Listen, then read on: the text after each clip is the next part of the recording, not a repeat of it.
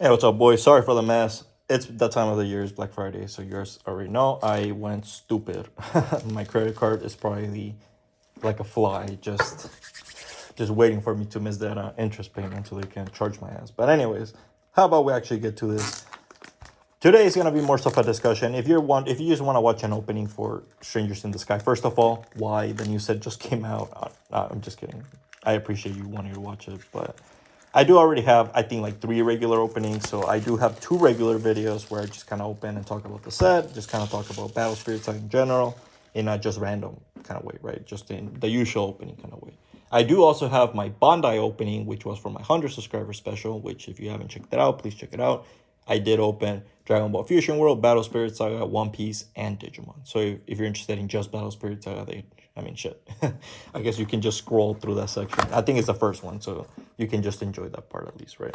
So just letting you know, I have already opened a bunch of these sets. I think it's like my 6th or 7th box in general. So yeah, I've opened a lot. So don't even come at me saying, "Oh, you're a fake fan. You just you don't care about the game."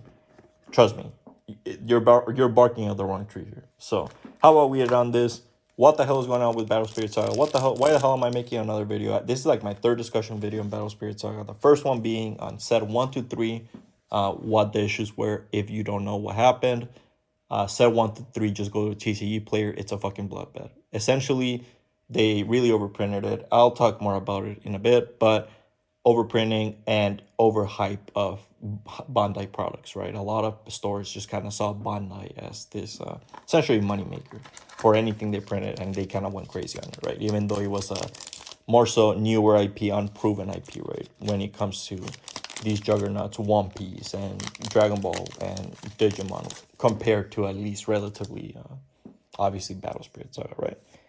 So we'll talk about it, but point being, obviously, the first 3 sets really struggle hard, and that burns a lot of stores. So a lot of stores are just saying, hey, fuck this. Hey, very nice. We're starting off with an X-Rare. First of all, a good X-Rare. And we're getting that L-Tree Caretaker. Very, very nice. Let me separate the rarities. But anyways, so yeah, the first 3 sets unfortunately got received pretty bad. A lot of stores got burnt, so they don't want anything to do with Battle Spirit Saga. So that's why you see a lot of stores just fire selling. That's why you see a lot of stores that's why you see a lot less sellers in set 4. Because you're gonna see set 4 has a price increase. You're gonna say, whoa, it's doing a lot better. It's a bit deceptive. It is doing a lot better in the sense that, hey, less stores are getting burnt, and the stores that are buying are getting less burnt. Why? Because I think the boxes went for the longest time for like 60, 70 bucks. I think now they're a bit down, but for the longest time, they remain stable at that. So not too bad, but obviously nothing too crazy. And so obviously some stores that just kind of decreases even more confidence. So stores start ordering even less and less, right? And then we get to set 5, or sorry, the collab set, which I personally skipped. So I'm not going to talk too much about that. But we get to set 5, and you see insane prices, which maybe caused some wrong perception of the game. Maybe a lot of people thought like, oh, we're bouncing back. Boxes are valuable. Boxes right now are like $130. This box is like $130. I didn't pay that, but I think I paid like 80, 85. So a lot less. Point being, they are going for a lot because of how little people are selling it. Why am I talking about how little people are selling it? Because that directly correlates to how little stores are buying from Bandai. And guess what? Bandai is going to decide if the game is going to be alive or not based on that number, right? And that little number at the end of the every 3 months, every pre-order period, if they see a number that they just say, hey, production just doesn't make sense, we're not making enough return on our investment, we're shutting down. That's what's going to happen eventually, right? When that number becomes so consistently negative that they just say, well, what the hell are we doing? And that's kind of where I'm worried about. I didn't want to make this video for a long time because if you'll see, my last discussion was very long, to like 3 months ago, 4 months ago, and I could have dropped this video probably like last month and it would have been just as valid. Because why am I dropping this video? Why am I so concerned? What the hell is going on? They have not talked about set 7 at all or any plans in 2025. And that's concerning. That's scary. Why? Set 6 just came out. I was waiting for this week, essentially. Set 6 just came out this Friday, December, I believe, 6th. And that is just insane to me that you still haven't talked about your next set when usually Bandai games, if you talk to anyone who sells anything, any OGS essentially, they pre-order like 6 months in advance. So the fact that they haven't even mentioned it is a bit concerning. Not only that, but they also announced a what's it called, a Gundam TCG. Why is that a big deal? If you look into the original Battle Spirits, Gundam is one of the more reliably IPs that they can turn to kind of just, like make a buck, to catch those people, to attract people to buy the game, right? It's one of their most consistent IPs that they release sets for. They release a bunch of collabs for in the original Battle Spirits Saga in Japanese, which guess what? This game is entirely based after. So seeing that this game is gonna have its own game now, its own TCG, I very, very much doubt that Bandai is gonna allow it to still maybe some collaborations, but I don't think they're going to want to create that confusion, right? Especially with the new game coming out. There's a brand new TCG. They don't want some people to say, hey, aren't there some Gundam cards in this game? And they just create some confusion. They don't want that. So in my opinion, they're going to reduce the collabs with Battle Spirits Saga, which just kind of shows me that they don't have a lot of confidence in Battle Spirits Saga. Further, other than the fact that they don't have a release date for set 7, they don't even have a pre-order date. This is coming from some LGSs. I talked to one person who pre-ordered set 5, and they told me that, set 6, and they told me that they still have no news on set 7. Obviously, this is one person. This could be just anecdotal. So if you do know an LGS owner who has been into Battle Spirits Saga, who did sell or is selling set 6 or 5, do they know anything about set 7? Because this person told me they don't, and they haven't really heard much of anything. So that's why I'm kind of concerned. I kind of wanted to bring attention to that. Again, I didn't want to just drop this video randomly like 2 months ago when, hey, possibly it could have just been a misunderstanding and they were going to announce it any day. But after release, I just have such a hard time like swallowing that, because usually these games used to release every 3 months. I want you to realize that. So what, are they going to announce the pre-orders for just 2 months? I don't think so. Are they going to start delaying sets? That, in my opinion, that's a pretty bad sign, and it's just gonna kind of create doubt in the community, and the community is gonna start, especially the people that are really into it. Imagine you have a bunch of decks. Those people are gonna start panicking and saying, "Whoa, what the hell is going on? We're not getting events. We're not getting any communication. We're getting like 2 sets a year, 3 sets a year. We're getting less stuff every time, right?" And in my opinion, that's kind of concerning, especially right now, the silence. At least if they told us, right? Like, I would understand, hey, we're slowing down production. We're just not making enough money, right? We're going to release, instead of 4 sets a year, we're going to release 3. We're going to release 2. Whatever that change might be, they're just not communicating. In my opinion, that's worse, because it just lets our minds run rampant, right? Right now, this is my theory. We're talking my theory. Obviously, you might have your own theory. Obviously, someone else might have their own theory, and it just lets communication run wild. I mean, if you go to the Facebook group, it's not great.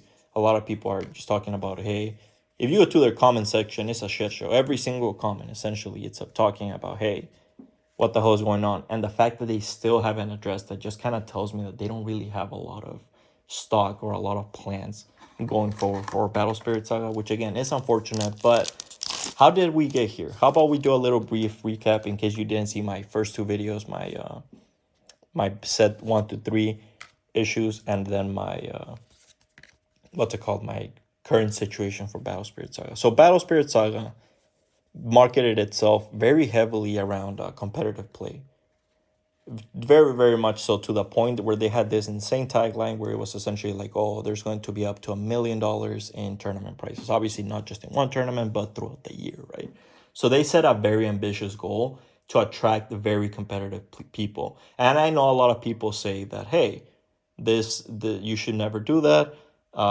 Thank God these people left. Super competitive sweats. Who cares about them? Realistically speaking, Bandai did. They were catering towards them. So they start doing this heavy promotion, and then they start promoting to people that are just not in the TCG sphere. They start doing collabs with Avril Lavigne. They start doing collabs with Game Grumps. It's just random stuff that you're just like, what are we doing here? Instead of collabing with the small YouTubers who, guess what? Yeah, they don't have as much reach, but that reach they have is people who actually give a fuck.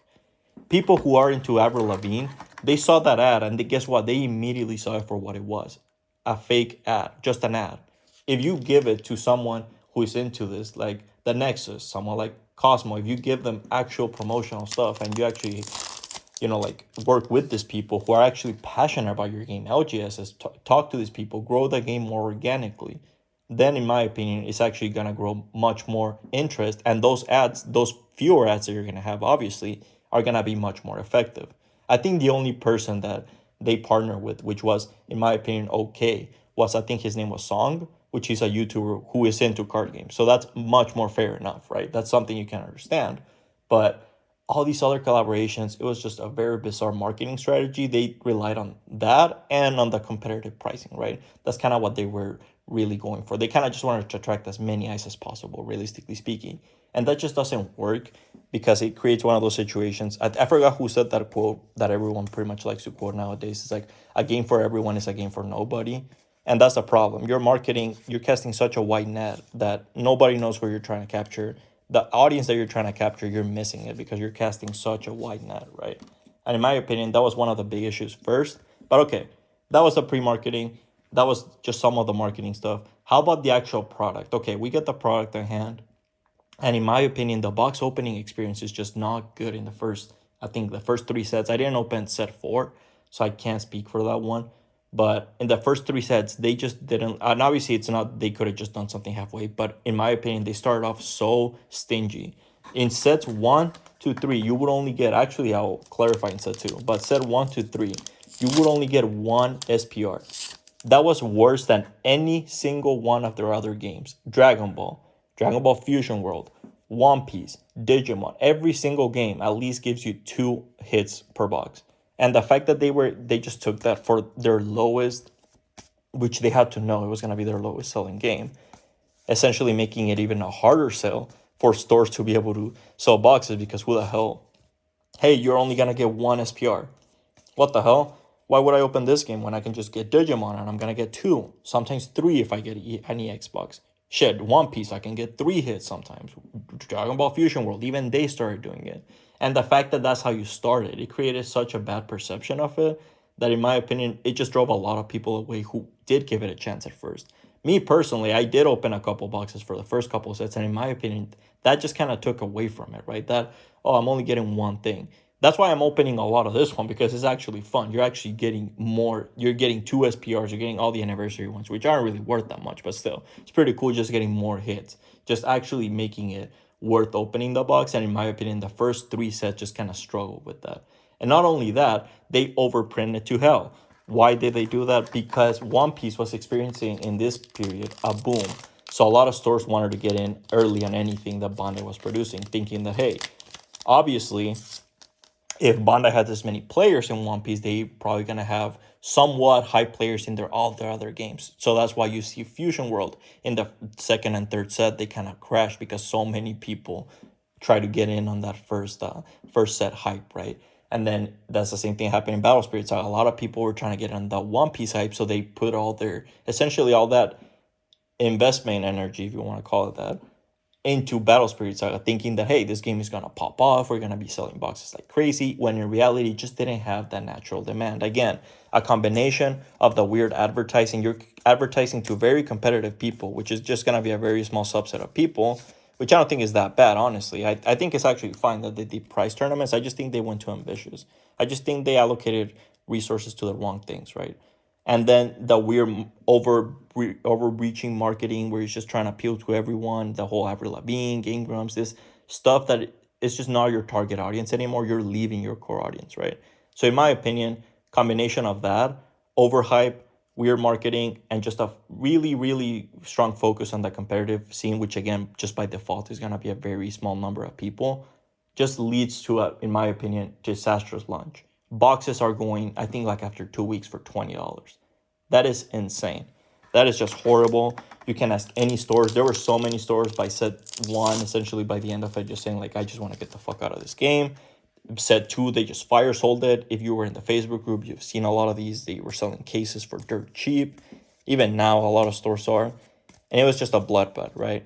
And unfortunately, obviously with pre-orders you have to pre-order so in advance. Set 2, same thing. Stores pre-order so much before the game came out. Essentially, they had to be bought together. That it just created a massive influx of product that the market, the people, the players just could not absorb. So boxes cratered. They dropped even lower than Dawn of History, from what I remember. And these boxes were actually even worse to open. Set 2 introduced what I consider to be one of the worst rates I've ever seen. They actually had boxes that gave you no hits. They had 2 boxes a case, so it was 2 out of 12 boxes. So not a very significant chance, but still fairly significant. And the fact that it can happen, it's just insane to me that they thought that would go over well with their newest game. Obviously, they couldn't have known that the game was going to be struggling, so I'm not going to say that, like, oh, they're struggling game and they do that. No, they couldn't have known that, right? That was planned in advance.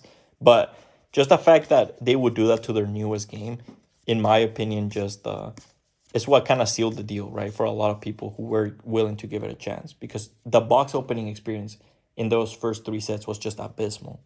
It was just insane, man. You were just not getting anything. And I got lucky, too. So I'm speaking here from I didn't even get shafted or anything. And I couldn't even recognize that. Because I got two boxes and I got 2 Gundams. So that's insanely lucky, by the way. It's just insane to me. Why the hell would you buy a box at that point, right? You might as well just gamble. It's worse than that. You have way better odds of gambling at this point. So in my opinion, just they killed the box opening experience. They overprinted it. And that's what the problem with the first 3 sets. That's what killed the first 3 sets. Sorry that I had to repeat that much. I know that I repeated that like 2 times, 3 times. But I kind of want to drive the point home as why the 3 sets essentially collapsed and why that drove... that's a horrible first impression, right? And first impressions are everything, especially in TCGs, especially small games. You have to realize LGSs don't have that much money. You have to realize how much product you're seeing in shelves, how much cases they're buying, how many cases in advance that they're buying, right? How many buy lists are they buying? All these, they're spending so much money just to get more inventory. It's like a constant cycle, right? That they just don't have a lot of money left over for experimental games, for the new games. And once this flopped, obviously a lot of stores, again, they jumped in because they were thinking the One Piece hype. Anything Bandai produces is going to be gold. And once that failed and they got burnt tremendously, it's just hard to get stores back into it. And that's where you see that drastic drop-off in stock in set 4. That's why going forward from set 4, the boxes are much more expensive because we see less sellers, which leads to less stores selling it, which leads to less play. Obviously, that's not ideal. So how about what the hell is this? Oh, nice. We actually got our SPR. I thought it was, dude, I'm not going to lie. I got so excited. I thought it was going to be a Saga. I have never pulled a Saga. Oh, my goodness. I was so excited for a second. Anyways, don't even get me started. But still a pretty good one. I'm not going to lie. Probably one of the better XRs. So I'll take it. And not every X-Rare, XR, what the hell? Not every X-Rare has an SPR like the Wendigo, and I thought it did. I thought every single one did, and it doesn't. So I actually ended up keeping the regular one. But anyways, yeah. So we had a drop-off in stock. So obviously that means less people can buy it. Less people can find places to play. So the game continues on a decline in terms of players. However, obviously, we do still have set 5, that collaboration set, sorry, and set 5, which is the one we see right now, where you're seeing right now anyways. Show me. Oh, come on. Well, it's still pretty good, actually. I'm kind of hoping to get another Wendigo. Dude, I opened, I think, 7 boxes. I only got 1. So I'm kind of hoping to get another one. But anyways, yeah. So that just leads to a lot less people being able to even find about the game, right? Like, if you go into your LGS and you never see the game, why the hell would you want to get into it, right? Because you're not going to be able to find players. So it just leads to just those stores that are already carrying it, which is a very small number, being fractured even less. And it's just fracturing and fracturing more with each set, right? Which is unfortunate, which is what we're seeing now. And in my opinion, we might have actually reached the point where those numbers of pre-orders are just not making sense for Bandai to keep making it, especially with set 5, set 6. There is very little movement on boxes and singles. So what I'm thinking is the amount of low stock, it just obviously motivates Bandai to not do the game because obviously not a lot of stores are pre-ordering. And then the very slow movement, sorry, not low, the very slow movement of the cards, the very slow movement of the boxes kind of demotivates stores from getting it. So it's kind of a negative feedback loop in that sense. It's just obviously Bandai is losing money on pre-orders. They're losing money on product that obviously it's not gonna be bought when they could be reinvesting and reallocating those resources to games that are gonna do much better. And same thing goes for LGSs. Why would an LGS try to buy this when they're gonna most likely sit on it for a long time versus One Piece, Digimon, games that are gonna move much faster? It's just an allocation of resource thing, which is unfortunate, obviously, but that's just a reality of things. And it just sucks that Battle Spirits Saga couldn't crack that number. Again, this is just my opinion. I was the guy who told you that, hey, is the game dead? No, but I'm not gonna say it's dead right now, but it definitely seems that Bandai is shifting its priorities at the very least. At the very least. Because there's no way they wouldn't have announced set 7 by now. There's just no way they wouldn't have. You have to realize, again, stores have to pre-order so far in advance. People do as well. They usually like to pre-order in advance. Well, some people. And now we just don't have any of that. Unless, again, they're going to delay it. That's the only other option I could see. But I've never seen them do that. Again, especially announce the slowing down of releases. Delay is one thing. That would be fine, actually. I'm saying the slow down of releases entirely, right? So instead of, again, 4 sets a year, we're going to get 2, 3, whatever, right? I've never seen Bandai do something like that, so I just don't think they would do that. So the only other option I could see is a delay, which is the more hopeful option. They're just gonna be a delay in set 7. They're figuring their shit out. They're seeing what they can do, right? And hopefully it'll still come out. That's the more optimistic option. The more hopefully the option that I think more people are gonna want to subscribe to, right? And then there's option B, which in my opinion is the more realistic, just because again, I've never seen Bandai do that and take that long, especially after this news set just came out, right? So obviously they're not gonna announce it right away. You might say like, oh well, if that's true, why didn't they just announce it right away? Because they want to sell the boxes. They don't want to kill all the value for stores that just got their shipments in for these new set. Obviously they're gonna wait a while if they're gonna do that, right? So in my opinion, which one do you lean, right? That's just a question. That's just a matter of perspective. I'm kind of leaning just being more realistic. Obviously, I know companies are all about that dollar, all about that bottom line. So I just don't see Bandai willingly sustaining the games if they just know that they can use those resources to print more Digimon, print more One Piece, print more games that are essentially doing really, really hot right now. One Piece maybe not as hot as before, but it's still selling relatively well. And I'm pretty sure it's still their number 1 game. So I don't see why they wouldn't just see it as hey, we can just divert these resources, right? So unfortunately, I am leaning more so in the negative just because, again, I do think that just being a corporate CEO, that's kind of how I would look at it, just if I'm looking at the bottom line. And unfortunately, I think that's just a more realistic option. So sorry. Obviously, I kind of wish I would have a different answer. I kind of wish I would be more optimistic. I kind of wish I could just tell you that, hey, I'm super okay. I mean, you know what? Games Alive, boys, pick up my sing. Just kidding. Imagine, just start shilling out all my TCU player. Nah, but in all seriousness, I want to keep it real with you guys. I don't want to just sit here and just straight up yap and just not even mean anything, just lie to you guys. I don't think that's cool. I'm gonna keep it real. I just don't see Bandai having a lot of faith in the game. And if they don't have a lot of faith in the game, I mean, shit, right? I mean, what the hell do? You already have stores shaking up. And now if you're going to have the company making it shaking up as well, I don't think that's a recipe for success. So, I don't know. Let me know what you guys think, though. Obviously, I could be wrong. If they announce at 7, this is one of those things I very happily accept an L. I am very happy to. But again, based on Bandai's pattern, I don't see that happening. And I'm kind of concerned, man. I'm not going to lie. For the health of Battle Spirits Saga, for the long term health, for the short and long term health. What am I talking about? For both, because obviously the new set would have come out 3 months or 3 months after this. So yeah, no, I don't know. I just don't see it. I don't see them just announcing it like nothing happened. Like, oh well, yeah, actually, set 7 is coming out like not like normal. I feel like they already would have announced it. or they already at least would have told stores that, hey, it's coming, don't worry about it. I know you're freaking out right now that you haven't heard shit about it, but I don't know. But again, kind of just wanted to lead you guys where I'm feeling about the future. Obviously, this is more speculation. They haven't communicated anything.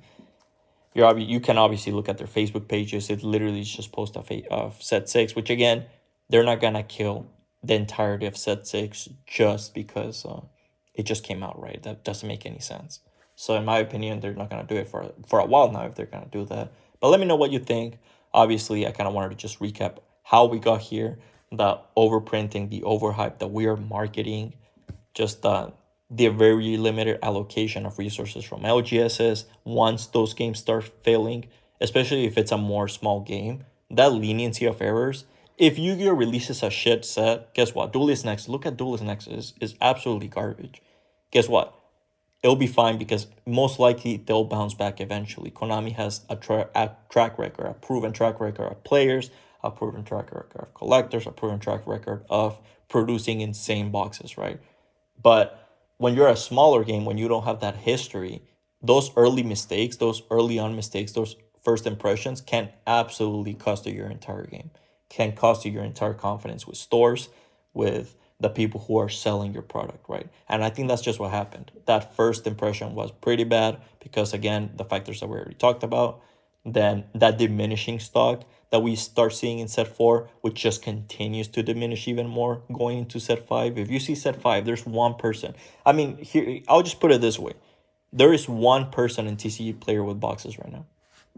What the fuck are we doing? That's kind of my point, right? And there's no other set that this is the case. So that's just my opinion. Again, that diminishing stock leading to less players, people being able to not discover the game as much, not being able to find players, aka dropping the game because they can't play it. It leads to a negative feedback loop, which all points to the downward. So I kind of have to just point towards the red flags. I kind of have to point to the negatives, right? I can't ignore it. I can't lie to you guys. I can't just sit here and say, dude, we're absolutely cooking on this box. Holy sh! Oh my goodness, are you serious? This last box I had to absolutely be cooking. Holy shit, dude. We ended up getting we'll go over it, but damn. But yeah, let me know what you guys feel about it. Obviously, again, a more somber topic, a more serious topic. So I kind of wanted to cover it with more seriousness. Wanted to, again, just talk in general about the history of Battle Spirits Saga, right? What the hell happened? Where is set 7, Bandai? What the hell is going on? You definitely owe us some answers, man. Come on. You can do us like this. Poseidon Crush. Or nice. And I think I see oh, nice. I was going to say, speaking of, I was going to say, imagine I just get one SPR. I'm about to be clowned on. Because I literally was just praising this box for giving you 2. But yeah, man, just a combination of all those factors we covered. Again, I'm not going to cover them again, but hard times, man, honestly. Sucks for a new game, especially one that I really did enjoy the potential of. Just being the Bandai game that could have a collaboration with IPs, right? But then they released Unit Arena, so I mean, shit. Maybe they really just said, you know what, screw it. They're releasing Gundam, their strongest collaborator, and they're releasing a straight up full-on collab TCG. What the hell can you do about it? Essentially, they killed 2 of its biggest appeals. The fact that this game was able to do collabs with different IPs, Gundam, Evangelion, whatever, different other ones. And obviously the fact that, nah, man, you know what? Let's just not talk about it anymore. Kind of sucks. Let's just do a final top 5. You know what? Obviously, if you're interested, though, I will be doing a showcase collection for singles and sealed. I don't know, probably singles first because that is a lot less hype. But we'll be going through that. So if you're interested and you want to see my Battle Spirits Saga collection, hey, definitely stay tuned. And if there's any news, I'm definitely going to update this video because I don't want to...